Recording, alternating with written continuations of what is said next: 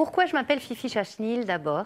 Tout simplement parce que j'ai commencé par chanter une chanson en égyptien et mon nom était tellement français qu'il a fallu en changer. Donc j'ai pris Fifi Chachnil parce que ça évoquait l'Égypte pour moi. Chose que j'ai assez vite oubliée, mais j'ai continué. J'ai continué des tas de choses. J'ai continué en faisant des photos, j'ai continué en dessinant des costumes, en m'habillant, etc. Et ensuite, j'en ai fait mon unique métier. Donc, je faisais des collections extrêmement, disons, que je pensais portables dans la vie de tous les jours, mais qui atterrissaient toujours sur scène ou dans des clips ou pour des images particulières, comme celle de Pierre et Gilles, et avec qui j'ai beaucoup travaillé. Mais en fait, j'avais un petit peu envie de dépasser le cadre de la scène, parce que ça m'amuse. J'aime idéaliser les filles, mais ça m'amuse moins de les idéaliser sur scène que dans leur vie de tous les jours. Et c'est ce qui m'a conduit à la lingerie, sans faire quelque chose de totalement différent. Au contraire, le style était resté le même, mais c'était très important pour moi d'habiller tout le monde. Et parce que toutes les femmes sont jolies et que n'importe quelle morphologie est intéressante. Voilà, c'est pour ça que j'ai commencé à faire de la lingerie pour éviter de ne faire que de la scène. J'aime dessiner des collections, en fait, où on se sent dans la ville comme au cabaret, où on joue avec le même humour, avec la même extravagance, avec le même excès, mais dans la vie de tous les jours, on a envie de s'amuser avec sa lingerie, on a envie d'exprimer sa féminité, ses excès, sa poésie. Et je pense que mettre en scène ces collections sur une scène comme le Lido, c'est absolument magique parce que voilà, ça parle tout seul. Et je crois que c'est ce que les filles aiment bien dans ces collections, c'est que elles leur apportent la part de fantaisie ou de choses inutiles qui leur manquent dans leur vie de tous les jours.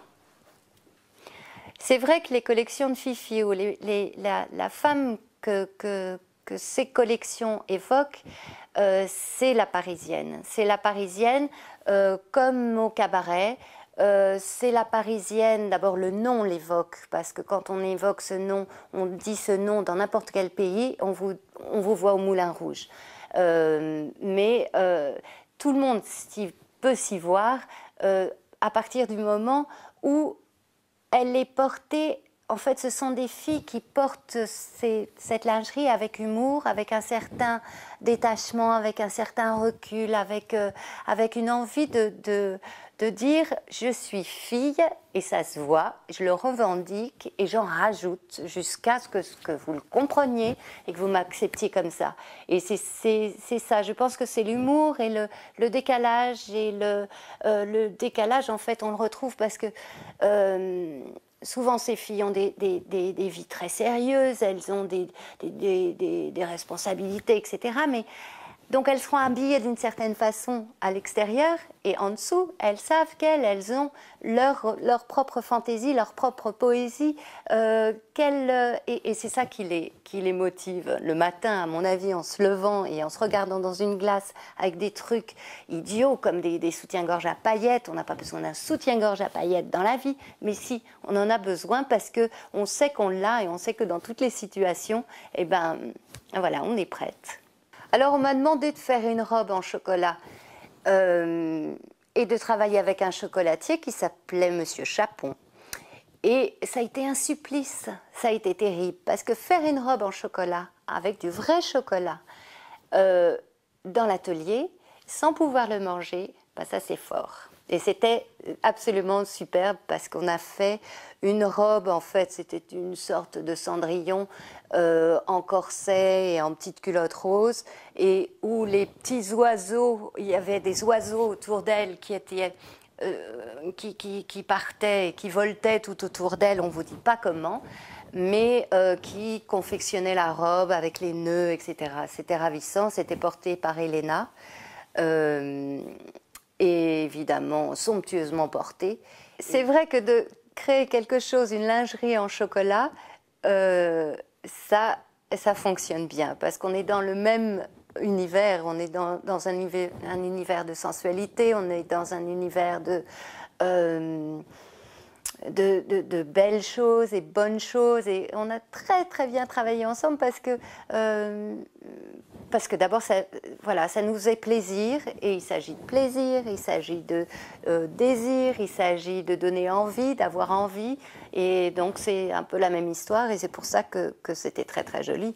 Alors dans les collections, en fait, il y a toujours la lingerie et les choses qu'on met dessus, parce que pour moi le très déshabillé et le très habillé, c'est la même chose. On se retrouve souvent à avoir des modèles de robes qui sont tout à fait coordonnés, complètement coordonnés au modèle de lingerie.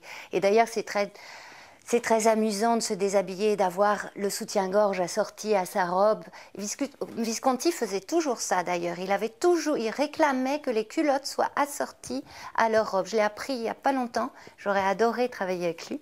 Mais voilà. Et donc, les collections sont toujours construites comme ça. Et parce que ça fait partie de la panoplie